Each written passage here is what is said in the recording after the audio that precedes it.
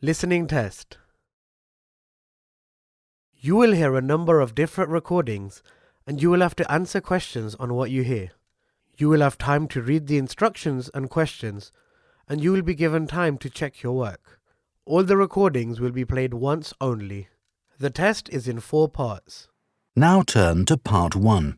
You will hear a woman who is caring for her elderly mother talking to a friend.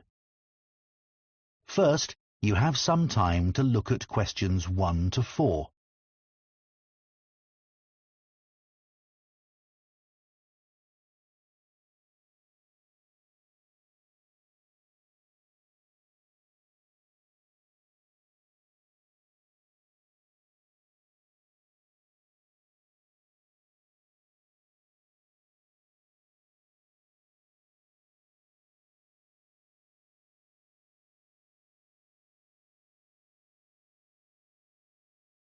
Now listen carefully and answer questions 1 to 4.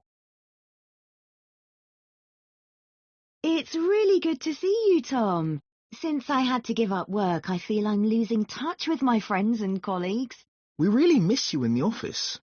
We were all so sorry you had to leave. But you must be relieved to have more time to look after your mother. How is she? Well, she's very cheerful, but she needs a lot of help.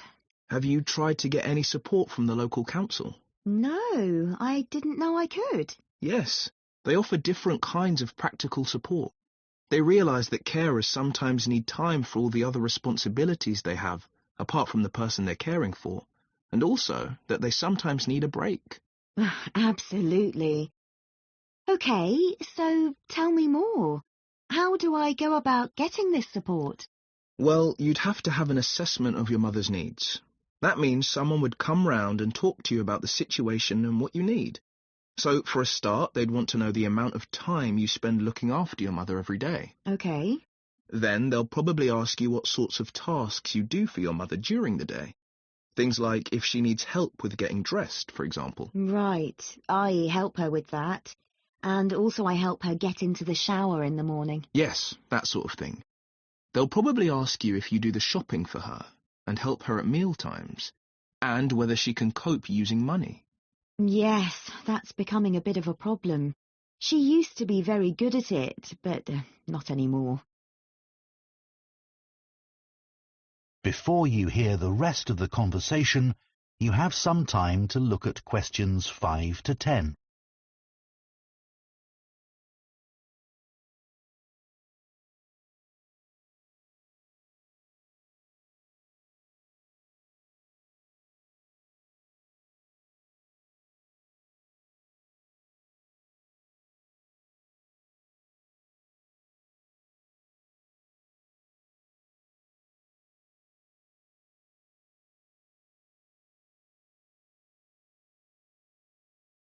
Now listen and answer questions 5 to 10.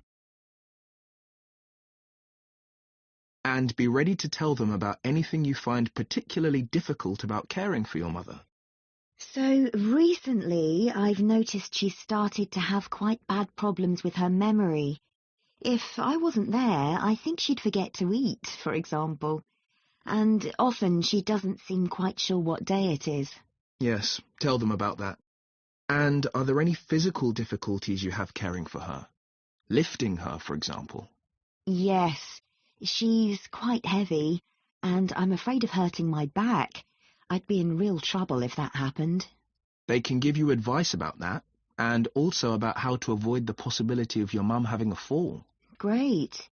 So once they've done this assessment, if I'm eligible, what happens next? Well, they might support you financially. So they might help you with transport costs, like if you have to get a taxi to take your mother for an appointment, for example. I usually drive her myself, actually.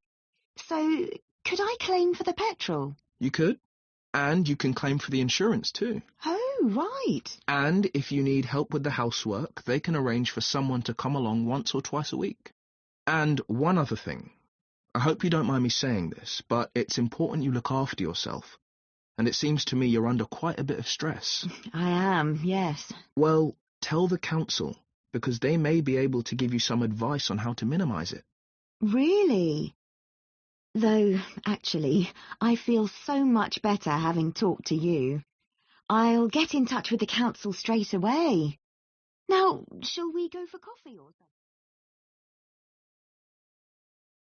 That is the end of part 1. You now have 30 seconds to check your answers to part 1.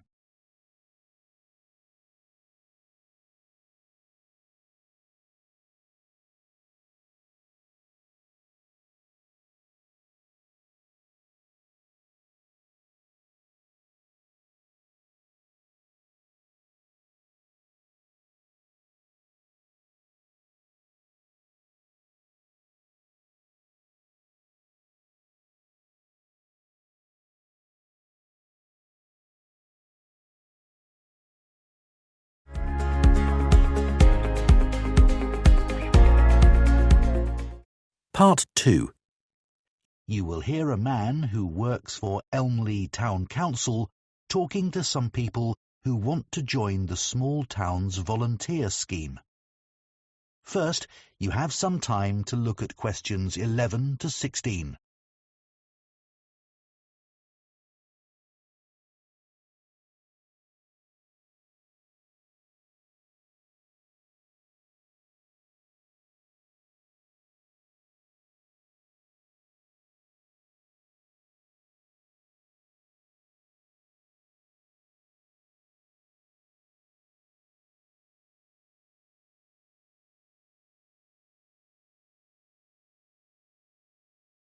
Now listen carefully and answer questions 11 to 16.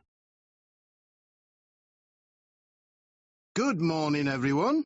I'm Steve Wainwright from Elmley Town Council, and I organise the town's volunteer scheme. I'm delighted you're all interested in joining the scheme.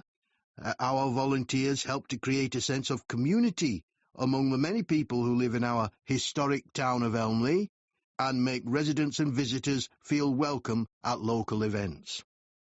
First, I'll mention just a few of the activities that volunteers carry out. One is to walk around the town centre streets wearing our volunteer T-shirt. Tourists often ask how to get to a particular shop, and they might also be grateful for recommendations about what to visit. The town holds a large number of concerts each year, and part of the volunteers' role is to get everyone in the audience to the right place as smoothly as possible. You'd be surprised how many people buy tickets, then don't check them, and head for the wrong section of the hall. Volunteers may get involved with community groups, such as sports clubs or gardeners' associations. Here, the volunteers talk about how groups can help each other. For instance, a writing group might want to travel to another town to hear a talk by a well-known author, but may not know that another club has a coach they could travel in. The town produces a monthly magazine, and anyone who lives in the town can send in articles. It's free to residents and is paid for by local businesses. That's the responsibility of the council's advertising department. We depend on volunteers, though, to find out what people think of events they've attended, and any suggestions they have for the future. The volunteers then send a summary to the editors.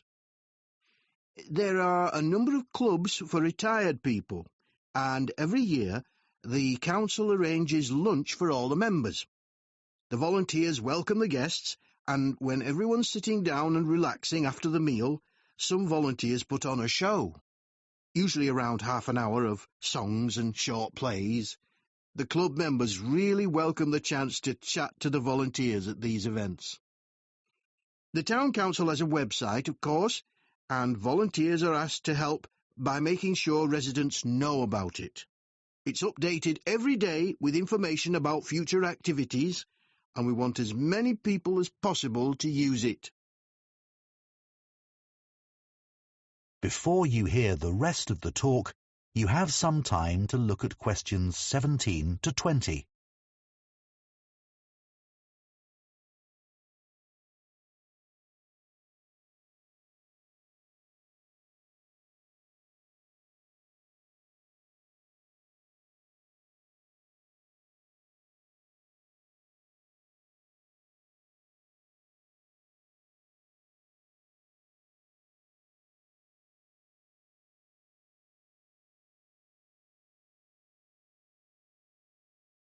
Now listen and answer questions 17 to 20.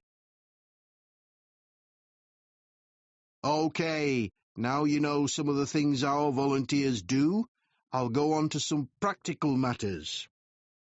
As you probably know, the town arranges 3 major festivals every year, and they all depend on a large number of volunteers. The book festival lasts 3 days and uses several venues which all need volunteers. More are needed for the music festival because that lasts a whole week, and even more help is required for the science festival, even though it's only 2 days long. It involves quite a lot of venues, though. It's a good idea to help at the festival you're most interested in, because you can attend most of the events for free. We try to use volunteers who are flexible, though, because some festival events are held outdoors and the weather may affect the size of the audience and even whether the event can take place, so there can be changes at short notice. What's essential, though, is being able to get on well with other people and also to deal with someone who's behaving badly, as occasionally happens.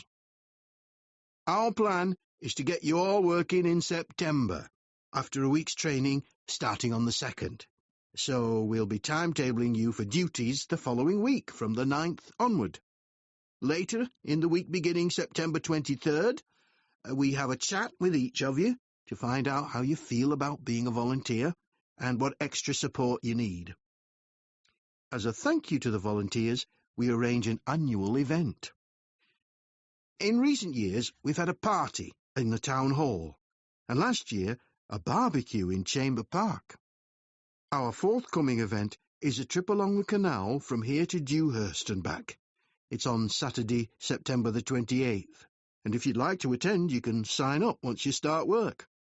Now, this is the volunteers' T-shirt. That is the end of part 2. You now have 30 seconds to check your answers to part 2.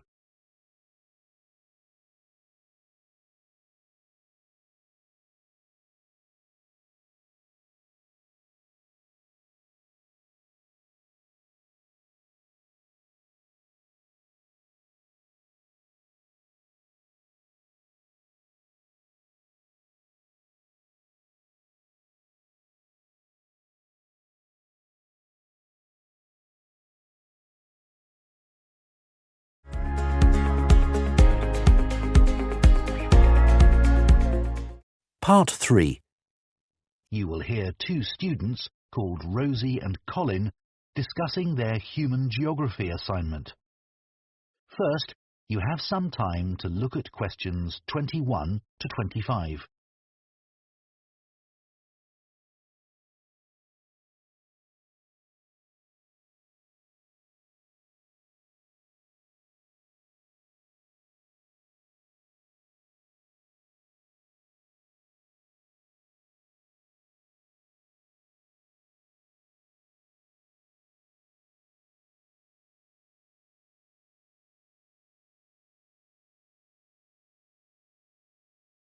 Now listen carefully and answer questions 21 to 25.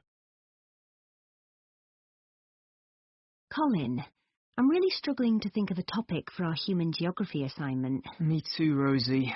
I'll tell you what, let's think about the different aspects of human geography and see if we can narrow the topic down a bit to help us decide. OK, so one aspect is population. That would be all about population density and migration and so on. Lots of facts and statistics. Maybe a bit boring? Yeah, but quite straightforward to find on the internet. Suppose so. How about health? I'd never thought about the links between that and geography until Professor Lee gave us that lecture on cholera. How in the 19th century, a physician used street plans and plans of water supplies to find the source of a cholera epidemic. Yes, fascinating, wasn't it? Mm. Or we could do something more general, like economies. So how financial and commercial factors are linked to the physical environment? Yeah. I thought that had been taken off the syllabus for this year. Has it? I'm not sure, but it might be best to avoid it. OK. Maybe we could do something on culture. We had that lecture about culture and geography last week. I didn't get much out of that. It was also general, and the lecturer didn't give any useful examples. Yeah, I hardly took any notes. It didn't seem worth it. Me neither. We could focus on poverty. That's something that's a global problem. The trouble is, Dr. Lee was saying, that you have to be careful with some of the figures relating to poverty. They're sometimes deliberately manipulated. You mean the information gets changed for political reasons? That sort of thing, yes. Before you hear the rest of the discussion, you have some time to look at questions 26 to 30.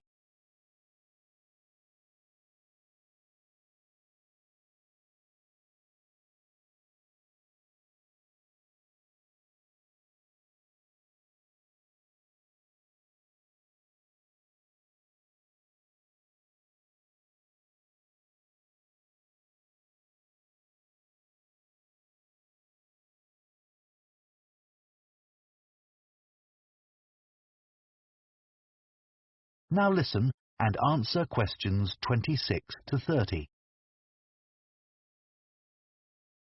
So what are we going to do our assignment on? I'll tell you what, one of the possibilities we haven't discussed is urbanisation. And now over half the world's population lives in cities. That's really important. Okay, good idea, Rosie. Let's do that. I love living in a big city, but of course there are problems. Things like theft and robbery? Yes, but where I come from, that's linked to another more serious issue, which is that a lot of people don't have jobs. That's getting worse and worse. And we also still have quite a lot of people who are homeless, though that's not quite so bad as it was. It'd be nice to talk about some positive developments, like some of the new developments on the outskirts of cities. Yeah, they've opened some massive new shopping centres outside my city. Yeah, the same with mine, but it's meant a lot of the shops in the city centre are closing down. But the outskirts are ideal for buildings that need a lot of space, like for conferences. They've opened a couple of big ones. Yes, we've got some too. It'd be nicer to have more facilities for things like football too, but that's not happening where I live. Same in my area. We could include something about developing disused industrial sites. It seems like a good idea because you're not doing any harm to the natural environment. Yeah, but aren't the buildings architecturally significant? Not really. And what people forget is that they often used quite dangerous materials, chemicals and things, which haven't been properly cleared away, so the whole site has to be made safe. That can't be cheap, and I bet it's often not budgeted for. You're right. Have you read about Masdar City? In Abu Dhabi? Yes. It was designed to be a green city, wasn't it? That might be a good example of a city which set out to depend entirely on renewable energy. Yes, we should say something about that. It was designed to be totally pedestrianised too, wasn't it? With the transport underground. Yes, and they had big plans for recycling to reduce waste to the lowest possible level. But let's stick to talking about power sources. Then there's that eco-town in England, Green Hill Abbots. It set out to conform to the usual principles, sustainability and so on. A lot of people were against it at first. They said the plans were unrealistic. I'm not sure how far they've got with it. I'll check. Right. So it looks as if we have a sort of plan, and we can work from... That is the end of part 3. You now have 30 seconds to check your answers to part 3.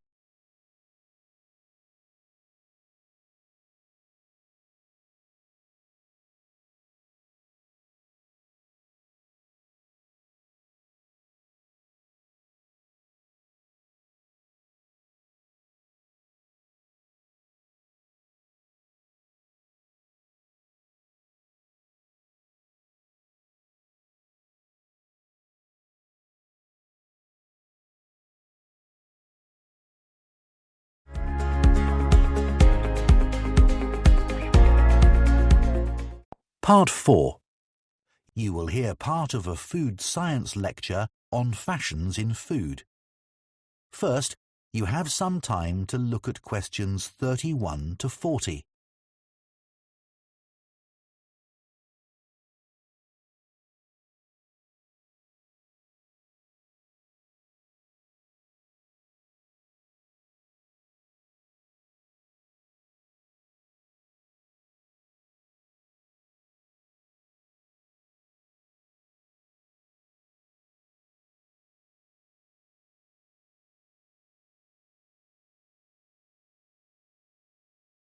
Now listen carefully and answer questions 31 to 40. There are trends in food, much as there are trends in clothing. Interest in food fashions has risen rapidly since the birth of the smartphone, when people first began taking photos of their food and instantly sharing them with their friends. The food industry in the UK in particular is obsessed with finding and exploiting the next big food trend. Marketeers aim to create a huge demand for a food item which was previously unknown or not needed. One of the most effective ways of promoting a new food product is by using social media influencers as brand ambassadors. In return for free samples, many influencers will post content about a product. Although there are influencers with hundreds of thousands of followers who can command large fees for their services. Companies which sell vegan produce were pioneers in being able to increase sales really quickly in this way. For a food item to become really popular, it has to be readily available. So supermarkets have a role to play in creating a new food trend.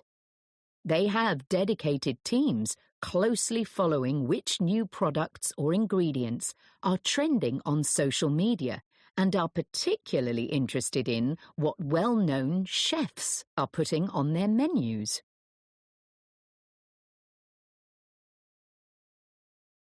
I'd like to look at a few examples of marketing campaigns which were really successful in launching a new fashion trend. Starting in the 1990s with the avocado. A British PR company was hired to raise its profile and stimulate demand. They paid for a group of journalists to travel out to South Africa to meet avocado farmers. Articles written following this visit helped to educate the British public about the avocado, which at this time was certainly not the daily staple it's since become. Advertisements were designed to promote the avocado as a superfood, rich in nutrients and therefore beneficial for health.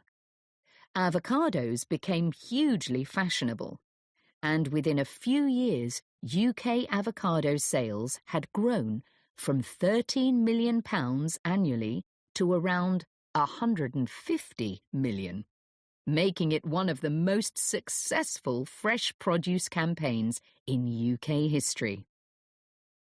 Oat milk is a recent example of a new product which became fashionable very quickly. Now there are many brands available, but one company which had early success was the Swedish brand Oatly. They attracted a lot of attention with a media campaign which used provocation as a way of getting their message across effectively. The fact that this campaign aggravated competitors producing milk from dairy cows was seen as a plus, as it helped to make oat milk seem cool. In the USA, the brand decided against a big retail launch in favour of getting the product into coffee chains, which removed the need for a big advertising budget. This proved far more effective than offering samples in supermarkets. Oat milk had an advantage over other alternative milk products, such as almond milk. Many consumers prefer it because it has less of an impact on the environment. It requires significantly less water to produce than other alternative milk products, and it also has a relatively low carbon footprint.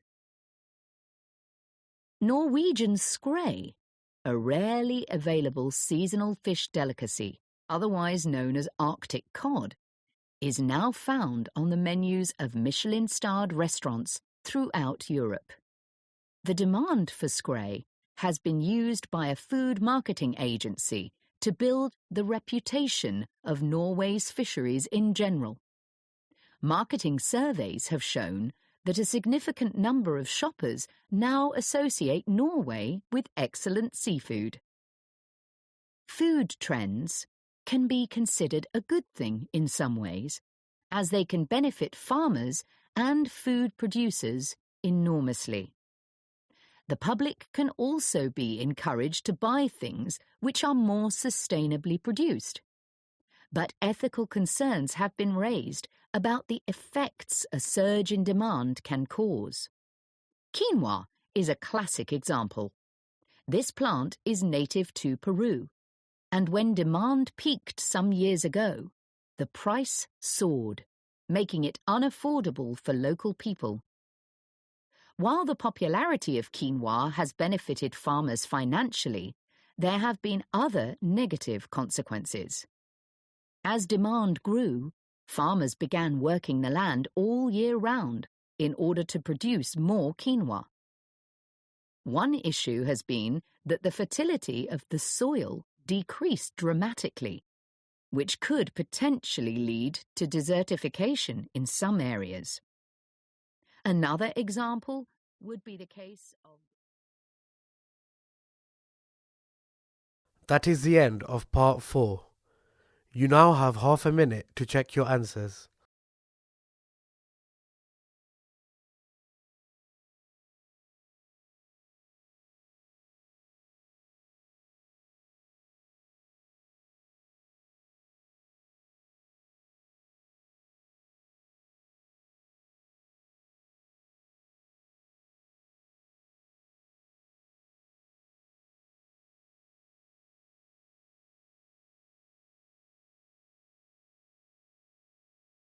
That is the end of the listening test.